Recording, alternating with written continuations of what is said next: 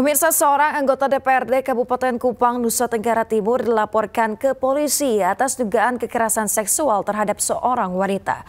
Perkara ini juga dilaporkan ke Komnas Perempuan. Pemirsa, korban berinisial YNS melapor melalui kuasa hukumnya Radiston Sirait ke Polres Jakarta Selatan. Sedangkan terlapor berinisial YM, anggota DPRD Kabupaten Kupang, diduga memaksa korban melakukan tindakan asusila di sebuah hotel di kawasan Dharma Wangsa, Jakarta Selatan. Selain itu, pemirsa, korban juga mengaku mendapat intimidasi dari istri terlapor melalui pesan teks bernada ancaman. Pihak korban selain ke polisi dan Komnas Perempuan juga akan melaporkan oknum anggota DPRD tersebut ke Mahkamah Kehormatan Dewan Kabupaten Kupang. Kami harap penegak hukum bisa secara transparan, profesional melakukan proses penyidikan dan supaya ini besar diusut tuntas. Karena diduga pelaku ini memiliki relasi kuasa yang cukup kuat di daerahnya. Kami sudah membuat juga pengaduan ke Komnas Perempuan yang tujuannya supaya Komnas Perempuan ikut turut serta melakukan pemantauan dan dukungan baik fasilitas kesehatan maupun dukungan bantuan hukum maupun dukungan ahli. Pemirsa, saksi dalam kasus dugaan suap dan pencucian uang yang melibatkan Sekretaris Mahkamah Agung Hasbi Hasan meminta Komisi Pemberantasan Korupsi mengembalikan aset yang telah disita.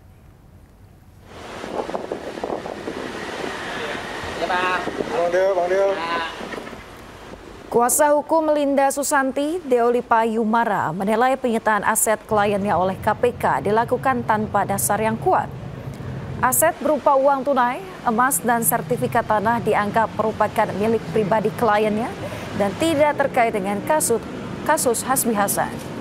Menurutnya, bukti kepemilikan telah diserahkan kepada penyidik, namun belum ada kejelasan pengembalian.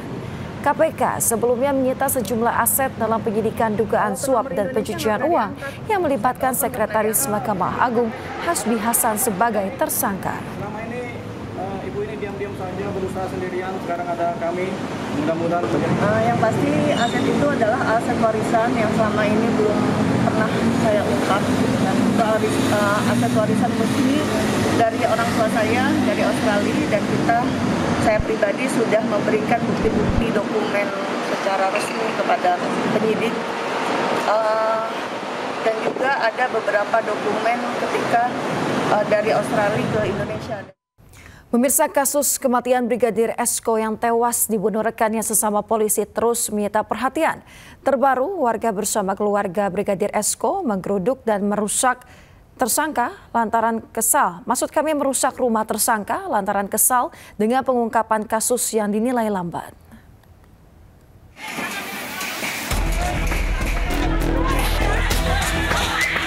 Emosi keluarga Brigadir Esko bersama warga tak terbendung.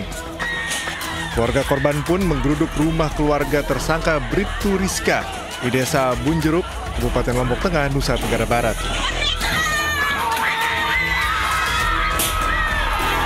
Masa menjebol tembok dan pagar rumah Rizka hingga merusak seluruh barang dan jendela rumah.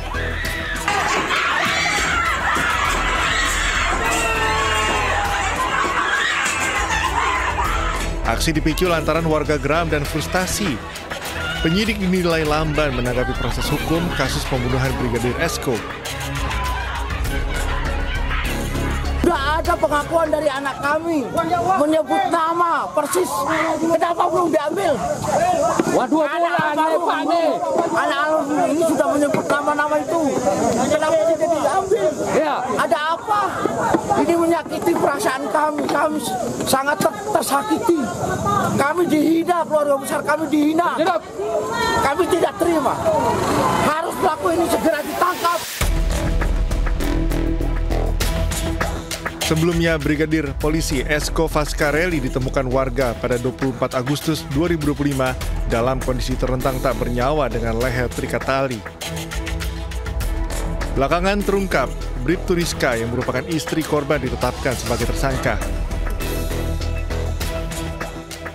Keluarga pun menduga ada keterlibatan orang lain dalam peristiwa pembunuhan Brigadir Esko dan mendesak polisi agar segera menetapkan tersangka lain yang diduga terlibat pembunuhan.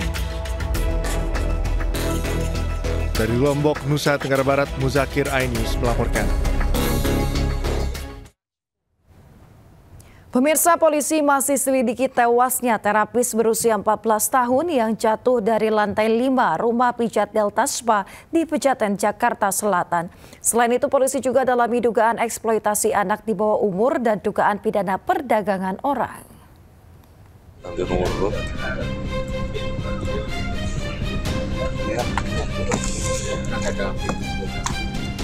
Di lahan kosong inilah warga menemukan jasad perempuan muda berkulit putih. 5 hari kemudian, Kapolres Metro Jakarta Selatan menjelaskan penemuan jejak kaki di lantai 5 di lokasi jatuhnya terapis berusia 14 tahun di Delta Spa, Jakarta Selatan. Memang ada jejak kaki, telapak kaki yang dari lantai 5 sampai ke lantai 3.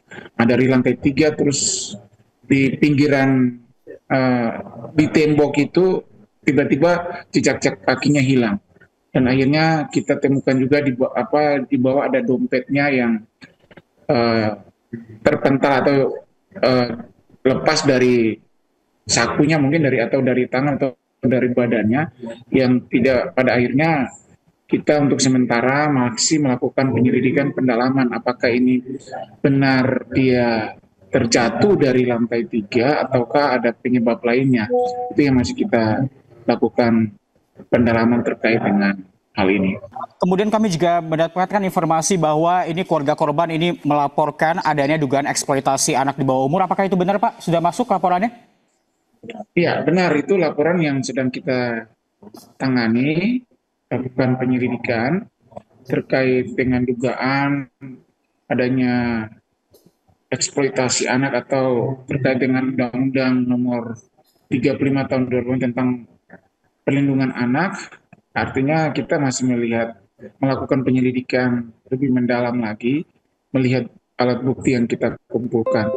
Yang pada intinya untuk penyebab kematian kami belum bisa menentukan, yang menentukan kan ahli. Ahli untuk itulah jenazah masih dilakukan otopsi dan kami menunggu hasil dari ahli forensik.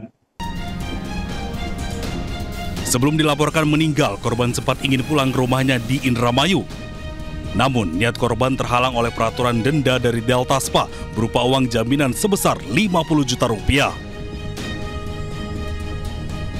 Nggak sesuai sama perjanjian di Bali. Di Bali katanya kan gaji 5 juta, pokoknya nyampe Jakarta malah 1 juta. Tuh. Terus kan adik saya kan istilahnya kan udah nggak betah lah intinya di sini tuh, mau pulang dulu tadinya. Cuma dari pihak Deltanya mungkin ngancam kalau belum 1 tahun membayar dendanya 50 juta. Hingga kini polisi masih menyelidiki apakah korban mengalami kecelakaan hingga jatuh atau sengaja melompat dari atap.